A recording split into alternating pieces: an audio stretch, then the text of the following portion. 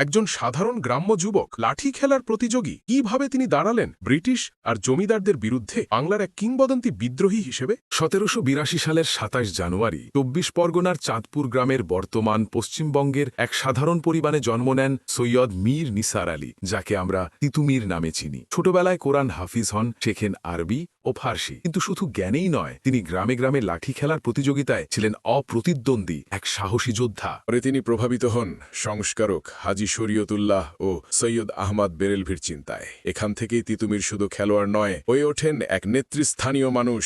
তিনি কৃষকদের সংগঠিত করেন জমিদারদের অত্যাচার আর ইংরেজ কোম্পানির শোষণের বিরুদ্ধে। ১৮৩০ সালে শুরু হয় তিতুমিরের বারাসাত বিদ্রোহ।